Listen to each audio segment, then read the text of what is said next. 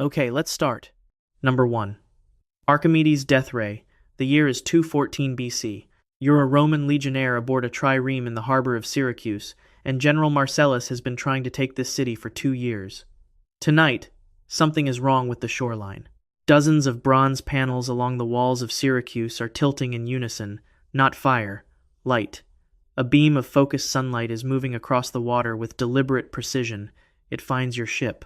The timber begins to darken, then smoke, then fire, not from any arrow, not from any catapult, from the air itself. The beam moves to the next ship. You're watching a weapon focused from reflected sunlight, and the man who designed it is watching from the walls. This is Archimedes' death ray, a weapon documented by multiple ancient historians, dismissed for centuries as embellishment, partially proven by a group of MIT engineering students in 2005, and then quietly removed from serious academic conversation shortly after. The engineer who built it was killed when Rome finally took Syracuse in 212 BC. His records were confiscated, and 2,200 years later, historians still argue about whether it was real. The documentation is wider than most people realize.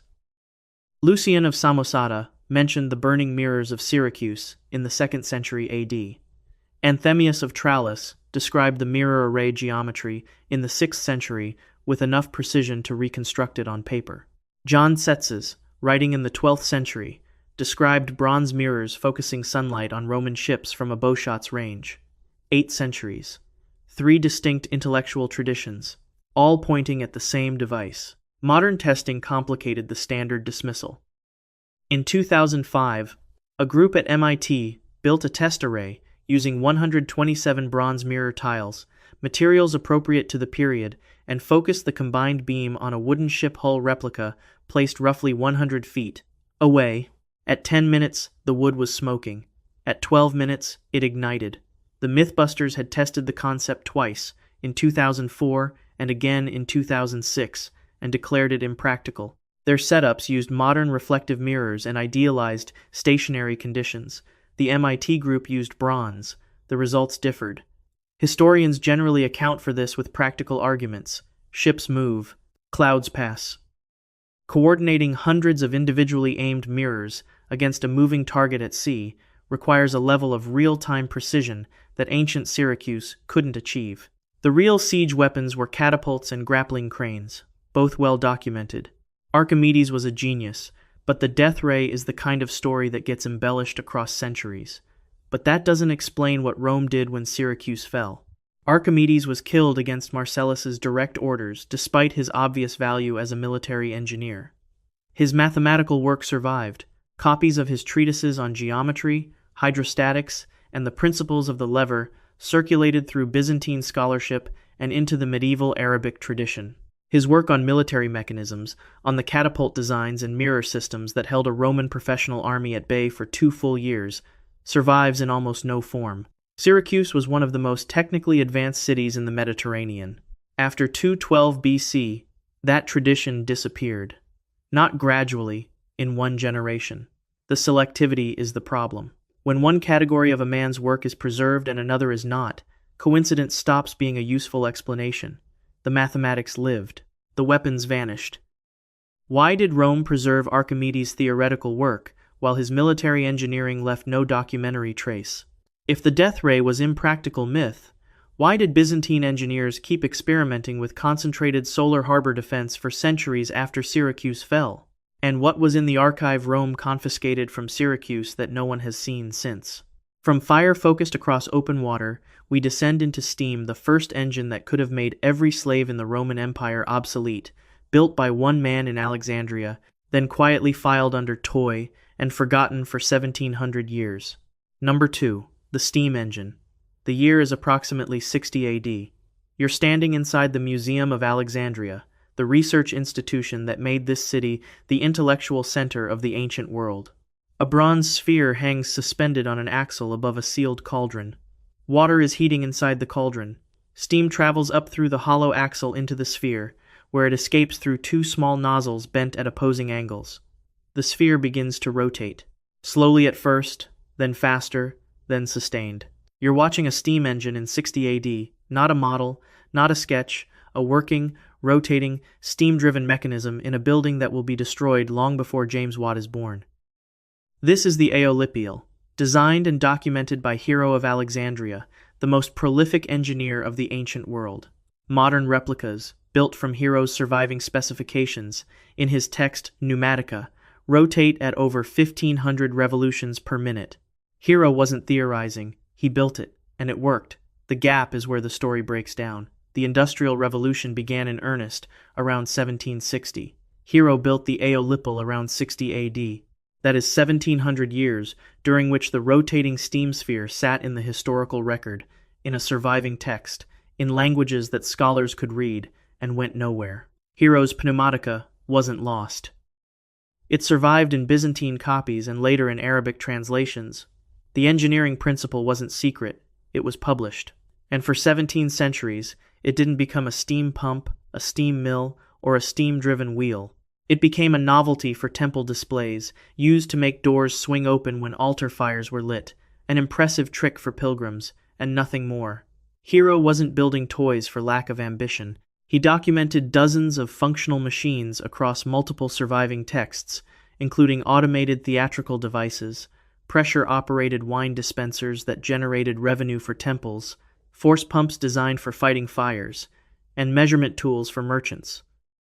These weren't curiosities, they were mechanisms with clear commercial applications built for paying clients. Hero understood the gap between demonstration and utility. He closed that gap repeatedly on everything except the steam engine. The standard explanation is economic. At the height of the Roman Empire, Italy alone held roughly 4 million slaves. A labor-saving device in a civilization where human labor costs nothing, faces no market pressure, no financial incentive, no development. When Rome's engineering culture eventually collapsed, the tradition that might have built on Hero's work had been dormant long enough that it simply died. But that doesn't explain the completeness of the stop. Hero's commercial devices, the automated revenue dispensers, the fire pumps had obvious value in any economy regardless of the slave population. And yet the engineering lineage that produced them didn't slowly decline. It stopped. Abruptly. Within a few generations of Hero's death, the tradition of experimental mechanical engineering at Alexandria effectively ended. Not declined. Ended. The slave economy argument describes a condition. It does not explain a decision. The Roman Empire at Hero's time was near its peak. The culture that built aqueducts across 3 continents didn't lack the ability to develop steam-powered mechanisms. It lacked, apparently, the permission. And who held that permission, and who benefited from mechanical power remaining permanently theoretical, is the question the economic argument never gets around to answering. Where are Hero's original workshop designs beyond what survives in fragmentary translated copies? What happened to the students and apprentices who were certainly working alongside him during his lifetime? And who made the specific decision that a device capable of rotating at 1,500 revolutions per minute under steam pressure was only ever going to open temple doors? From a steam engine that was never allowed to grow, we moved to a piece of glass that somehow achieved nanotechnology 16 centuries before nanotechnology was invented. Number 3. The Lycurgus Cup. Hold a cup. 4th century Rome. The glass is dark green, almost opaque. Set a candle behind it. Watch. The cup transforms. From the outside it was green. From inside it's blood red, deep and translucent, shifting in real time as the light moves. This isn't the shape of the glass. It isn't pigment or coating. It's the glass itself. And what makes it do this is a structure that the modern world didn't discover, name, or understand how to manufacture until the 1990s. This is the Lycurgus Cup. It sits in the British Museum. There is one of it. The cup was acquired by the Rothschild family in the early 20th century and donated to the British Museum in 1958. It depicts King Lycurgus of Thrace being consumed by a grapevine, technically sophisticated carving, striking subject matter. But the glass itself wasn't scientifically understood until 1990. That year, Ian Freestone and Mark Barber at the British Museum published an analysis in the journal Archaeometry. What they found inside the glass, particles of gold and silver alloy, averaging 70 nanometers in diameter, distributed with extraordinary uniformity through the silica matrix. 70 nanometers. A human hair is roughly 70,000 nanometers wide. These particles are 1,000th the width of a human hair, disperse throughout the glass so consistently that the cup produces the same optical effect every time light passes through it. The particles cause quantum effects at the nanoscale. Silver scatters green wavelengths, gold scatters red, and the cup changes color in response to light direction. This is the same principle that modern nanotechnology research formalized and applied to photovoltaics and optical sensors starting in 1991. Romans, working with charcoal furnaces and hand tools, created a nanoscale metallic structure without electron microscopes, without spectrometers, without analytical chemistry more precise than experience, heat, and observation accumulated across a craftsman's working life. The mainstream explanation is that this was accidental. Roman glassmakers experimented constantly with metal oxides as colorants. Copper produced red, cobalt produced blue. Gold contamination sometimes created unexpected effects. The Lycurgus Cup represents an accident, a particularly felicitous contamination event, noticed and refined by an exceptionally skilled craftsman. The secret of what made it work died when that craftsman died. End of story. But that doesn't explain the uniformity. Creating 70-nanometer particles distributed consistently throughout an entire glass matrix requires precise, repeatable control of temperature, cooling rate, and chemical environment. You cannot achieve uniform nanoscale distribution accidentally once and call it done. The process requires iteration, failed attempts, partial effects, cups that go green but not red, cups where the distribution was off and the color shift was weak. Those intermediary pieces should exist in the archaeological record. Roman glass from the 4th century survives in enormous quantities. The failures, the near misses, the experimental predecessors absent. And there is exactly one Lycurgus cup from an empire that manufactured glass objects in their thousands. One cup, 0 failed attempts, 0 supporting documentation in Roman sources. In a civilization that documented its manufacturing processes for dye production, metalworking, and ceramics, the technique for producing an optically sophisticated nanotechnology device left no paper trail. Where are the other cups? If this was an accidental discovery refined by one craftsman, why are there no imitations, no variations, no inferior copies made by others who heard about the effect? Where are the workshop records? And who were the people who understood this process well enough to execute it once, perfectly, and apparently never again? From glass that bent light, we cross to a machine that bent geography, a chariot that always knew where south was without looking at the sky. Number 4. The south-pointing chariot. The year is approximately 200 BC. You're in an imperial Chinese courtyard. A wooden chariot sits on the flagstones, a carved figure standing on its platform with one arm extended. You push the chariot forward. You turn it left, right, spin it in a full circle. The figure's arm doesn't move. It keeps pointing south. You haven't touched a compass. You haven't looked at the sky. There are no magnets anywhere in the construction. There are only gears, hidden inside the axle housing, calculating the difference in wheel rotation through every turn, mechanically preserving the direction the arm was pointing from the moment you set it. This is the south-pointing chariot, a device built on the principle of differential gearing, the same mechanical concept found in every automobile ever manufactured, operating in China, roughly 1800 years before Western engineering claimed to have invented it. And here is what makes its history strange. The practical knowledge of how to build it kept dying, completely. In the 3rd century AD, an engineer named Ma Jun reconstructed it from written descriptions alone because the original mechanism had been lost.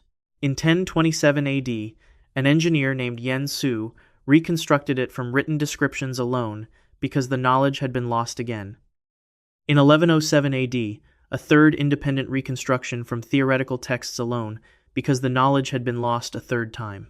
The texts describing the chariot survived. The ability to build it kept vanishing.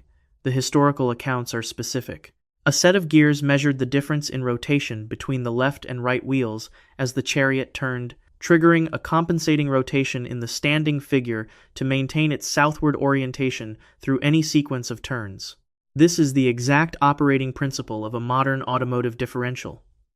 Western engineering history credits that mechanism to the late 18th century. The south-pointing chariot used it 2 millennia earlier.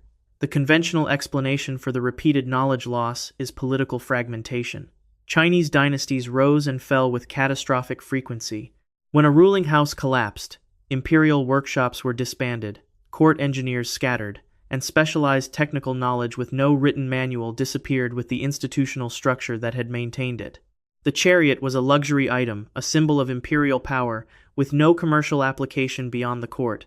Without economic incentive, craftsmen had no reason to preserve the technique independently. But that doesn't explain the pattern of the reconstructions. Normal technologies spread through apprenticeship. A craftsman teaches an apprentice.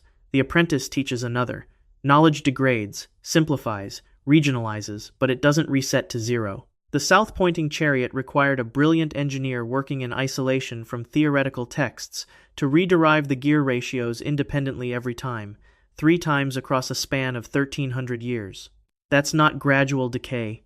That's a system where practical construction knowledge was consistently separated from theoretical description, and the practical knowledge consistently died while the description survived. Practical knowledge and theoretical description are 2 different things. If the construction details were never systematically written down, while the theoretical accounts were preserved, that separation was not an accident of institutional collapse. It was a design feature. What other mechanical principles were demonstrated in ancient Chinese imperial courts and then deliberately withheld from general engineering practice?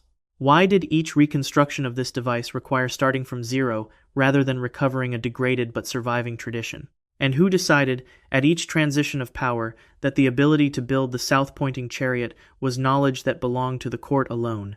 From a machine that tracked direction across space, we turn to one that tracked movement beneath the earth, and to the man who built it 1,700 years before the rest of the world understood what earthquakes were. Number 5. Zhang Heng's seismoscope. The year is 138 AD. You're a court official in Luoyang, capital of the Han Dynasty of China. A bronze vessel, the height of a wine jar, sits in the palace courtyard, 8 dragon heads facing 8 compass directions, a bronze toad beneath each dragon with its mouth open. The device has been sitting there silently for 6 years.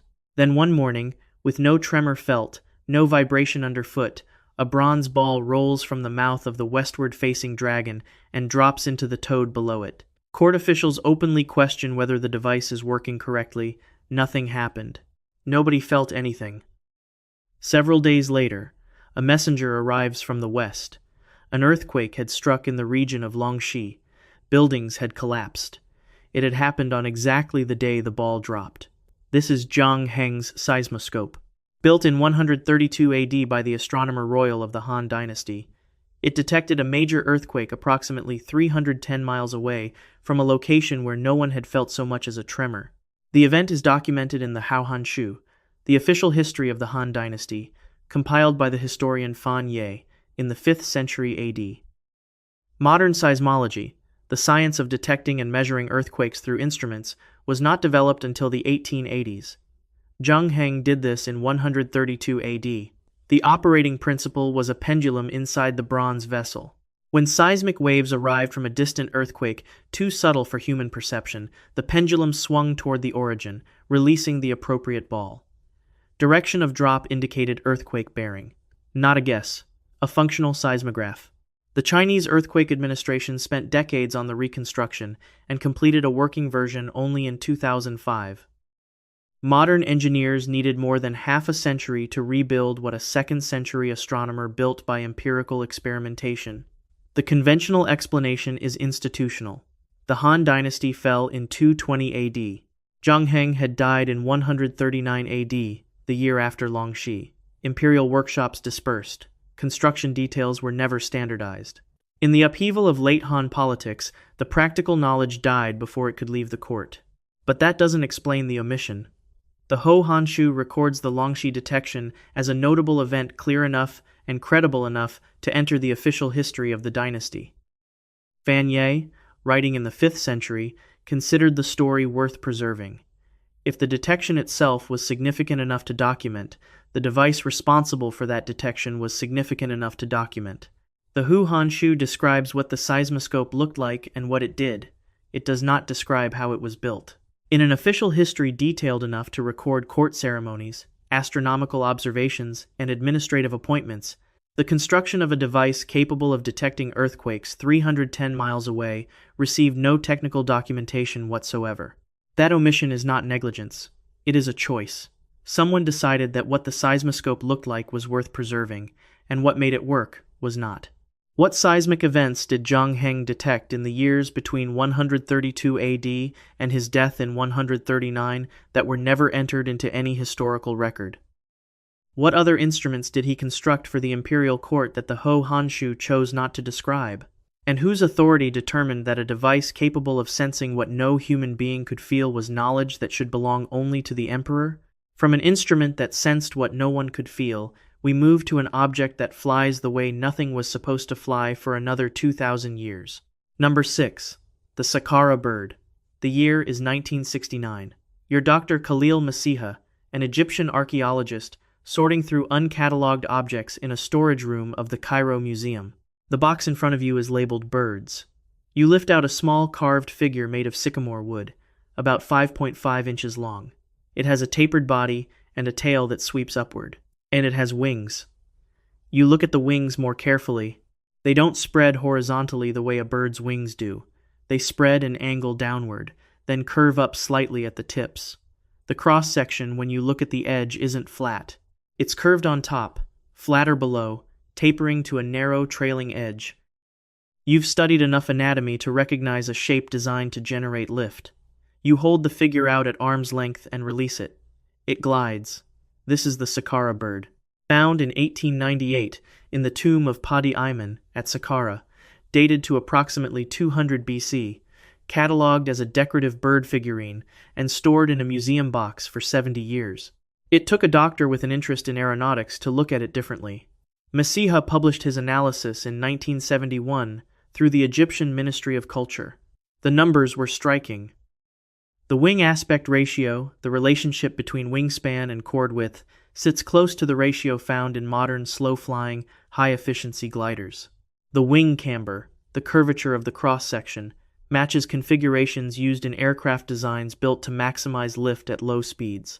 The center of gravity is positioned forward of the wings, which creates inherent pitch stability, meaning the object naturally resists nosediving.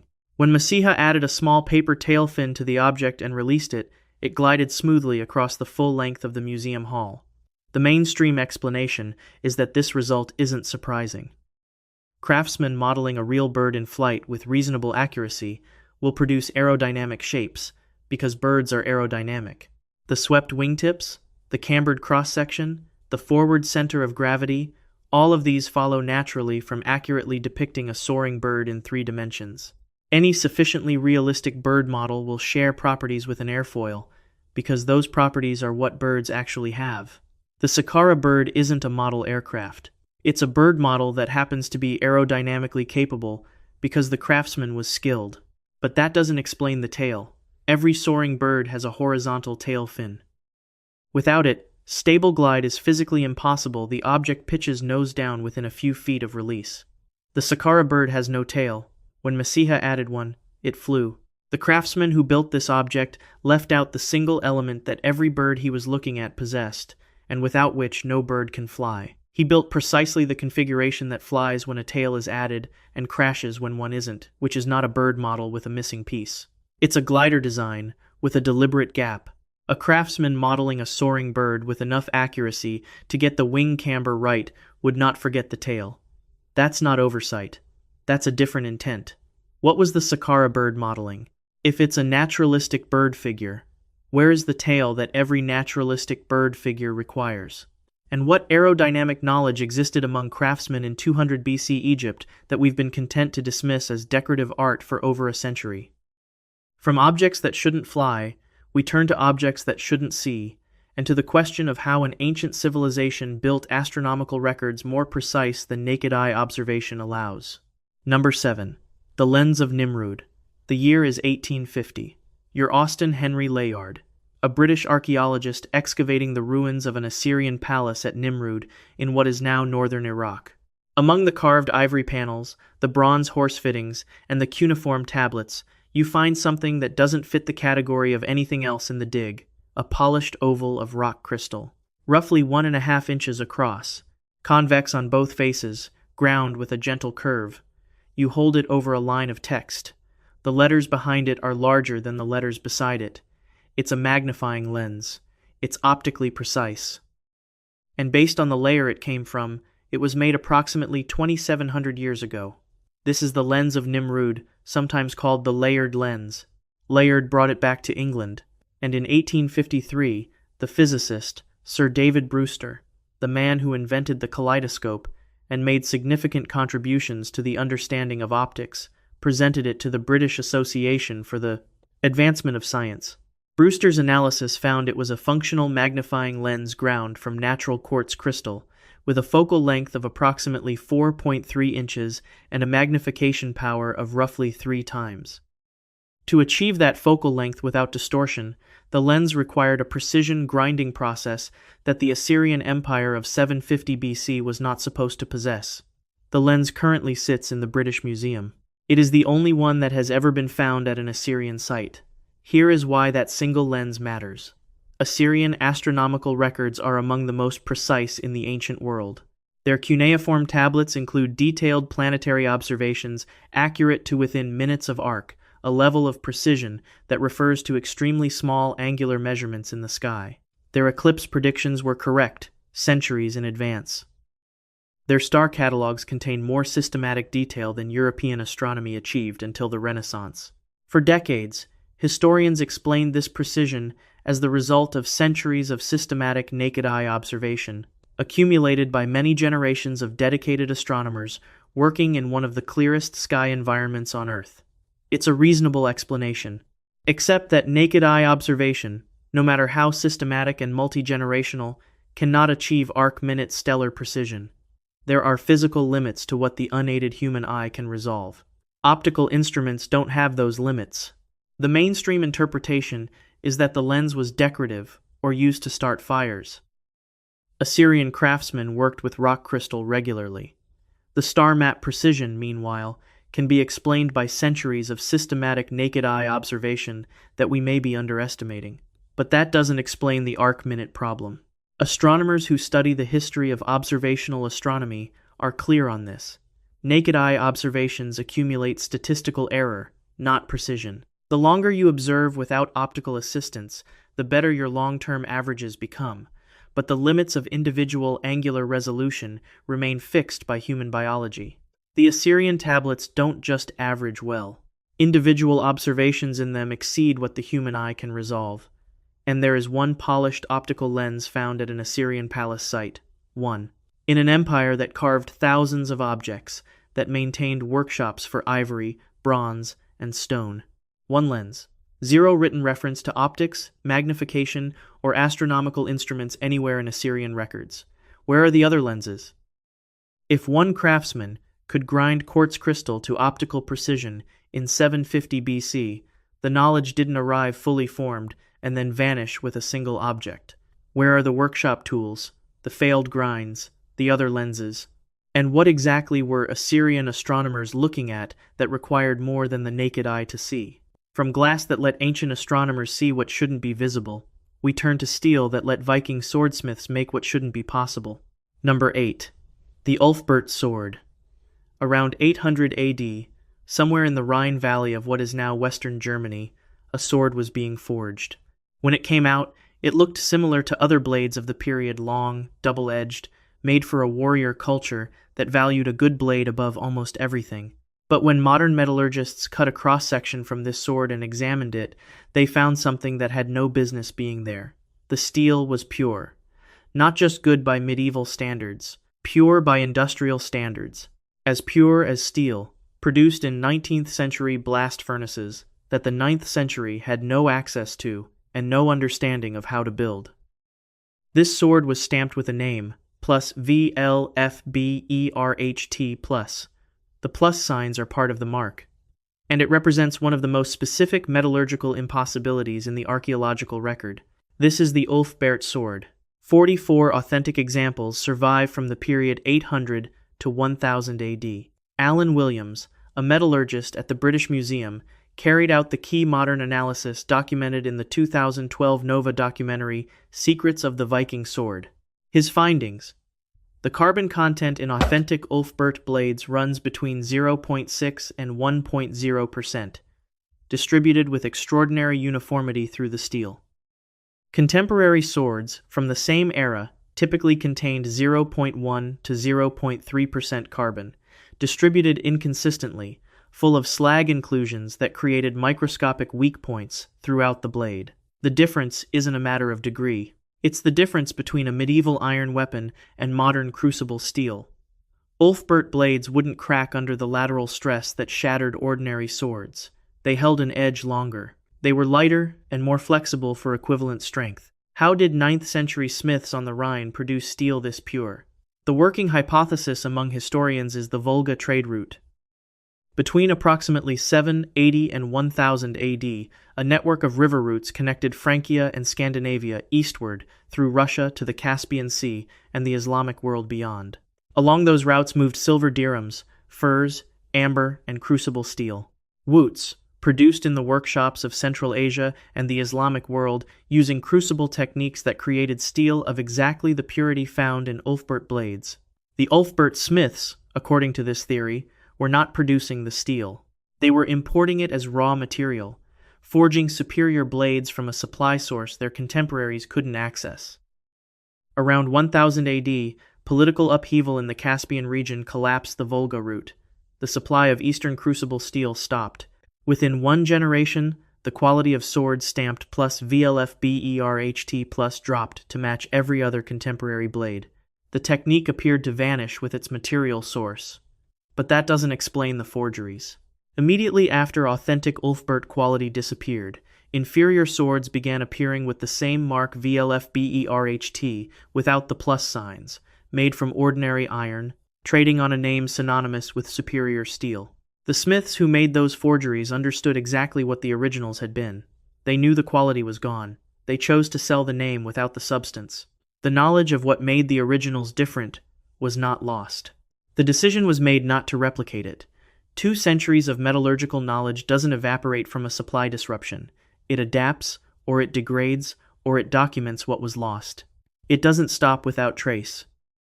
Were there Ulfberht quality blades made after 1000 AD using locally sourced materials in any quantity that we haven't identified? Did any smith attempt to reconstruct the quality from the blades that survived as models? And who decided that this specific metallurgical achievement would not be transmitted to the next generation of craftsmen? From steel that exceeded its era by 1,000 years, we moved to a color that exceeded its chemistry by the same margin, a pigment that survived a full millennium in conditions that destroy everything else. Number 9. Maya blue. On the walls of temples across the Yucatan Peninsula, there is a color that should not exist. The murals are over 1,000 years old. Every other pigment, the reds, the blacks, the yellows, has faded, chalked off, or shifted. Biological growth, acid rain, a millennium of equatorial humidity, and repeated chemical interventions by well-meaning archaeologists using the wrong solvents have degraded everything applied to those walls. Except one color, bright turquoise. Still vivid, still structurally intact at the molecular level, unchanged in a way that modern synthetic paint cannot match, even in controlled laboratory conditions. This color wasn't painted onto the stone, it was engineered into it. This is Maya blue, a pigment produced across Mesoamerica from approximately 600 to 900 AD, possibly earlier. It appears on murals at Chichen Itza, Bonampak, and Palenque. It was painted onto ceramic vessels, applied to stone sculptures, and according to accounts from both indigenous records and early Spanish colonial observers, used to cover the bodies of sacrificial victims before they were offered to the gods. Spanish colonial documents from the 16th century describe its preparation during religious ceremonies involving the burning of copal incense. The synthesis was lost after the Spanish conquest of Mesoamerica. It was not recovered until 2008, when Dean Arnold of Wheaton College and colleagues published a confirmed synthesis method after decades of failed attempts by researchers worldwide. The chemistry explains why nothing else survived alongside it.